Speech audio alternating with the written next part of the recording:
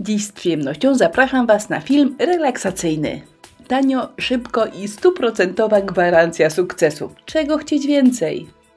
Jeżeli ma być elegancko, to można sobie kupić na przykład w Pepco albo w Kiku jakieś ładne szkło. Pędzelek gąbkowy, efekt szronu, no i tapujemy. Czasami martwicie się, że efekt szronu sprzedawany jest w takich maleńkich opakowaniach. Na szczęście martwić się nie trzeba, ponieważ jest to wyjątkowo wydajny preparat. Nabieramy na gąbeczkę, a potem delikatnie uderzamy o powierzchnię szkła. I trzeba go po powierzchni dokładnie rozciągać, aby był cieniutko nałożony. Wtedy wygląda najładniej. A jeżeli nasza praca nie musi być wybitnie elegancka, to wystarczy do tego zwykły słoik. Do malowania róż potrzebujemy waciki oraz pędzelki gąbkowe. Mały i duży. Mały ma średnicę 8, a duży 14 mm. Zaczniemy od malowania małych różyczek i tutaj potrzebny jest mniejszy pędzelek. Najładniej będą wyglądały dwa kolory farby oraz biały, ale jak macie tylko jeden odcień czerwonego, to też może być. Pracę z różyczkami robiłam już tak wiele razy, że nawet nie jestem w stanie tego zliczyć.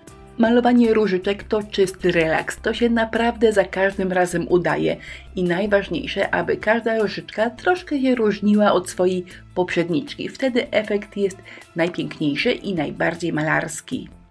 To się zawsze udaje, ponieważ jeżeli za pierwszym razem dojdziecie do wniosku, że te róże są takie troszkę nie bardzo, to można je poprawiać nawet 1000 razy. Nie ma się co oszukiwać, ja także poprawiałam. Często dodawałam troszkę więcej białego, bo wydawało mi się, że takie bardziej kontrastowe wyglądają po prostu ładniej. Zapomniałam Wam wcześniej powiedzieć, że nałożenie efektu sztronu nie ma znaczenia. Jeżeli wyjdzie trochę nierówno, tu grubiej, tam cieniej, to naprawdę nie szkodzi, bo gdy namalujemy różyczki i listki, tego nierównego położenia absolutnie nie będzie widać. Małe różyczki wyszły mi tak, a teraz zmieniam pędzelek na większy i maluję duże. Żadnej filozofii tu nie ma. To samo, tylko większe. Najpierw trzeba namazać, uwaga, nierówne, duże kółko czerwonymi kolorami, a potem trochę domazać białego.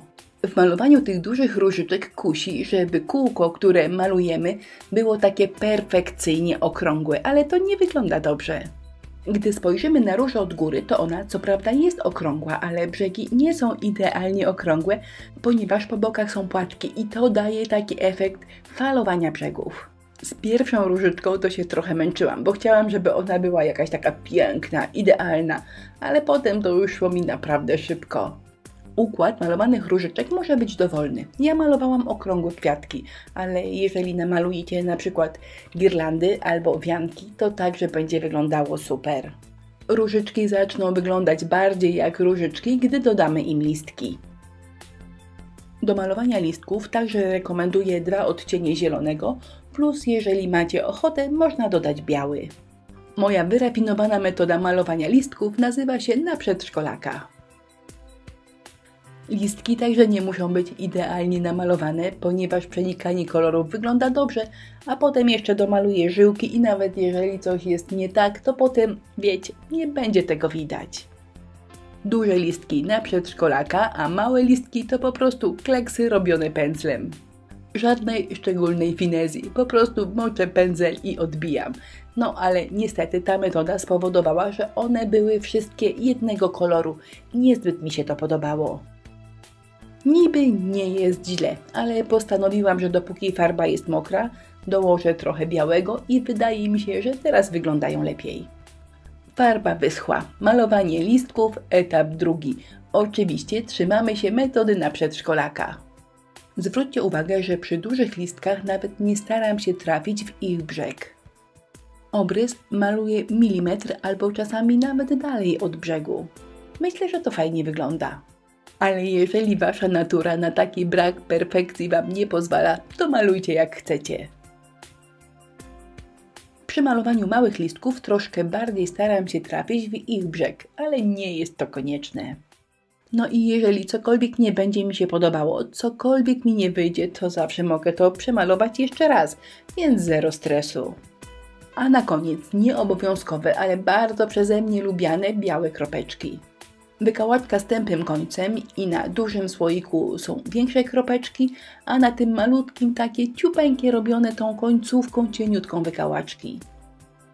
Tych prac nie lakieruję. One może nie są wieczne, ale są tanie, szybko można je zrobić jeszcze raz, więc niech tak już zostaną. Sznurek doklejam klejem na gorąco. I czasami robiłam tak, że sznurek lakierowałam, gdyby coś mi się polało po szyjce, żeby na przykład sznurek się nie farbował. Ale róbcie jak chcecie, ja tylko podpowiadam. Na słoiczku też robię owijkę ze sznurka, ale nie owijam na gwincie, bo to wychodzi bardzo nierówno. Na gwincie dokleję po prostu ładną pasującą koronkę. Dodałam jeszcze moje ulubione przybieżki handmade i moje różyczkowe szkło jest gotowe. Mam nadzieję, że mój relaksacyjny, bezkosztowy pomysł Wam się spodoba i spróbujecie zrobić sobie coś podobnego w tym klimacie. A jeżeli malowanie różyczek Wam się podoba, to w opisie wideo podłączę Wam jeszcze kilka filmów z innymi projektami w tym stylu. Jak zwykle w opisie znajdziecie także produkty, których użyłam w filmie. I do robienia różyczek polecam Wam dobre farby, które się ładnie mieszają i długo schną. Zbyt gęstymi farbami, takimi jak pasta, trudno będzie osiągnąć taki malarski efekt. Ja Wam polecam moje ulubione farby od producenta Stamperia, a seria nazywa się Allegro. No i oczywiście zapraszam na naszą super grupę na Facebooku. Nazywa się Inspirello i Przyjaciele.